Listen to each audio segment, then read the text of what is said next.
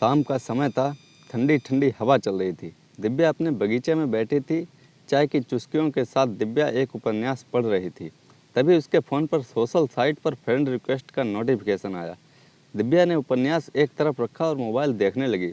रोहित नाम के किसी व्यक्ति की रिक्वेस्ट थी। दिव्या ने रिक्वेस्ट एक्सेप्ट कर ली। जैसे ही उसने रिक्वेस्ट एक्सेप्ट करके मोबाइल रखा, तभी उस व्यक्ति यानी रोहित का मैसेज आया। हाय। दिव्या ने मैसेज देखा और फिर अपना उपन्यास उठा लिया। उसने उपन्यास पढ़ना शुरू किया। दोबारा फिर रोहित का मैसेज आया। दिव्या ने अब मैसेज नहीं देखा, वह उपन्यास पढ़ने में तल्लीन हो गई। तब तक फिर मैसेज का नोटिफिकेशन आया तो उसने मोबाइल उठा लिया। दिव्या ने देखा रोहित के 3 मैसेज थे। पहला मैसेज था, मैडम रिप्लाई तो कर दो।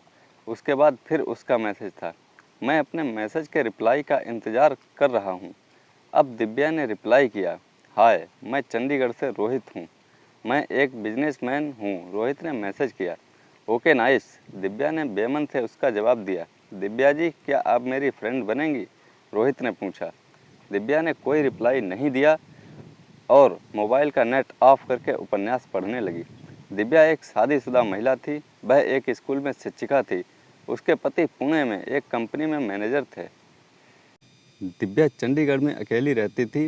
रात को जैसे ही दिव्या ने अपने मोबाइल का नेट ऑन किया तो उसने देखा कि रोहित के बहुत सारे मैसेज थे।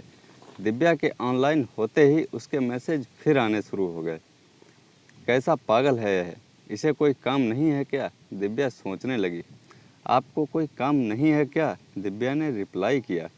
जी, काम तो बहुत हैं, पर आपके मैसेज के इंतज़ार में सारे काम रह गए। रोहित ने लिखा, कहिए क्या कहना है आपको? दिव्या ने मैसेज किया, क्या आप मेरी दोस्त बनेंगी?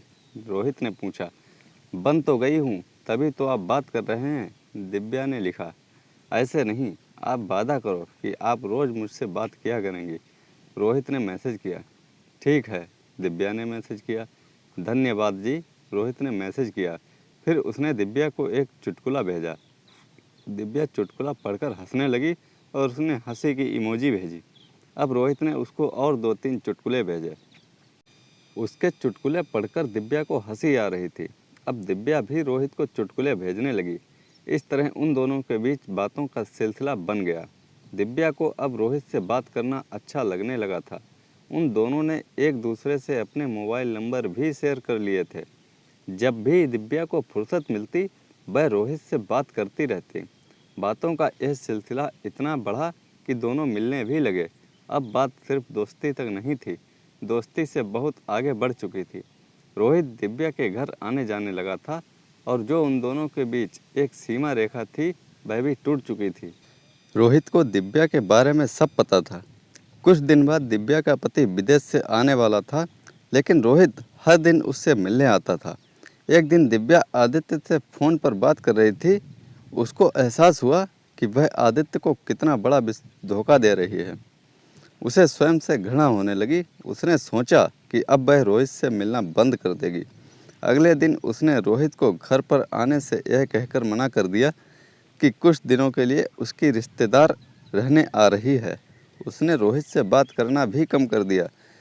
रोहित उसे कॉल करता तो वह नहीं उठाती, उसके मैसेज का रिप्लाई भी नहीं करती।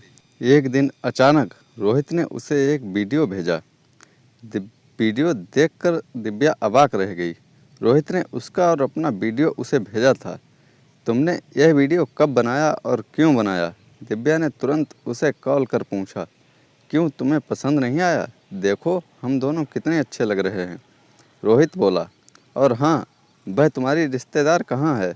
उनको भी दिखाओ ना यह वीडियो। रोहित हंसते हुए बोला, तुम क्या चाहते हो? दिव्या बोली, मैं बस तुम्हें चाहता हूँ। तुम रोज़ मुझसे मिलो और मेरे कुछ दोस्त भी तुमसे मिलना चाहते हैं। रोहित हंसते हुए बोला, रोज़ तो मिलती हूँ, अभी 3 दिन से ही तो नहीं मिली। दिव्या ने गुस्से में कहा, मैं एक दिन भी तुम्हारे बिना नहीं रह पाता, मुझे तुम्हारी आदत हो गई है। रोहित बोला, हाँ तो किसी पब्लिक प्लेस में मिल जाऊंगी, पर यह वीडियो डिलीट करो। दिव्या गुस्से में बोली, कितने वीडियो डिलीट करूं बेबी? बहुत सारे हैं, मेरे दोस्तों ने भी देखे हैं।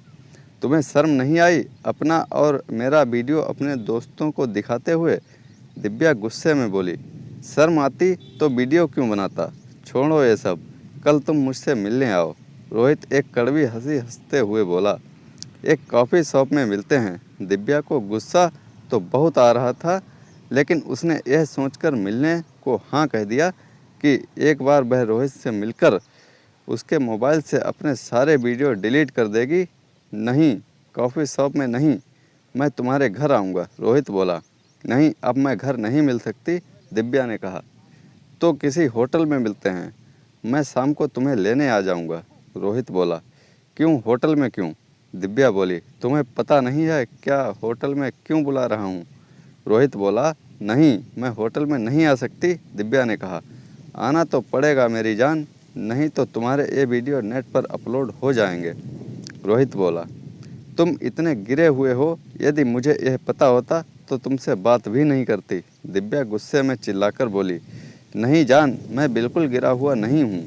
वह तो मेरे दोस्त ऐसा बोल रहे हैं कि अगर तुम कल नहीं आई तो मेरे दोस्त ये वीडियो नेट पर अपलोड कर देंगे, रोहित ठहाका लगाते हुए बोला। दिव्या ने फ़ोन काट दिया। अब वह सोचने लगी कि वाकई उससे बहुत बड़ी गलती हो गई है। वह थरथर काँप रही थी कि रोहित के पास उसके वीडियो हैं। अगर वह रोहित से नहीं मिलेगी तो वह वीडियो नेट पर अपलोड कर देगा। उसका दिमाग काम नहीं कर रहा था। वह फूट फूट कर रोने लगी। उसने अपनी एक दोस्त अर्पिता को फ़ोन किया और उसे सारी बात बताई। अर्पिता ने उसे समझाया कि सुबह ही मेरे घर आ जा, फिर कुछ सोचते हैं। दिव्या ने रात में ही अपने कपड़े और ज़रूरी सामान पैक किया और सुबह अपनी दोस्त अर्पिता के घर पहुंच गई। उसने अर्पिता के घर की डोरबेल बजाई। जैसे ही अर्पिता ने डोर खोला, दिव्या उससे गले लगकर रोने लगी। अर्पिता ने उसे चुप कराया। दिव्या को रोते देख अर्पिता के पति शिवम ने अर्पिता से इशारे में पूछा कि दिव्या रो क्यों रही है।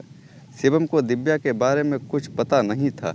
यह दो सहेलियों के आपस की बात थी। अर्पिता ने शिवम को कुछ नहीं बताया।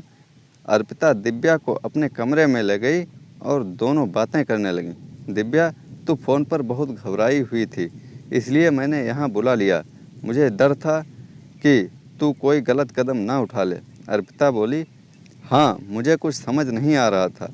मैं सोच रही थी कि मैं कुछ खाकर मर जाऊं, दिव्या रोते हुए बोली। ऐसी कायरों वाली बातें मत कर। मरना तुझे नहीं, उसे चाहिए, और तू ऐसे किसी भी अनजान आदमी से बात मत किया कर। अब फंस गई ना, अर्पिता दिव्या को डांटते हुए बोली। बस इस बार मुझे इस मुसीबत से निकाल ले, फिर कभी किसी से बात नहीं करूँगी, दिव्या अपने आंसू पोंछते हुए बोली। लेकिन तेरे यहाँ आने से मुसीबत टली नहीं है। वह तेरा वीडियो कभी भी अपलोड कर सकता है, अर्पिता ने कहा। फिर क्या करूं मैं, दिव्या डरते हुए बोली। हमें पुलिस में शिकायत दर्ज करानी पड़ेगी, अर्पिता ने कहा। पुलिस? नहीं नहीं, पुलिस से बात सब जगह फैल जाएगी, दिव्या बोली। वह तो वीडियो अपलोड होने के बाद भी वैसे भी तू कहीं मुंह दिखाने के लायक नहीं रहेगी। इससे तो पुलिस में शिकायत करवा दे तो वह पकड़ा जाएगा और किसी को नहीं फंसा पाएगा, अर्पिता ने दिव्या को समझाया। ठीक है, पर शिवम को तूने बता दिया क्या, दिव्या ने पूछा।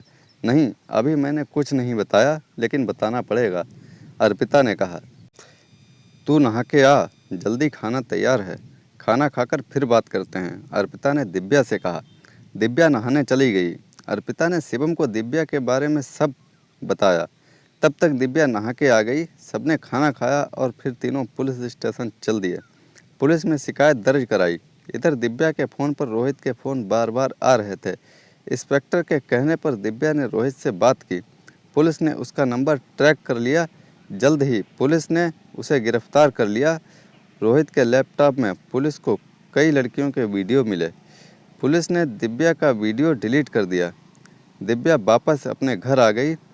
दिव्या अब किसी भी अनजान की रिक्वेस्ट एक्सेप्ट नहीं करती।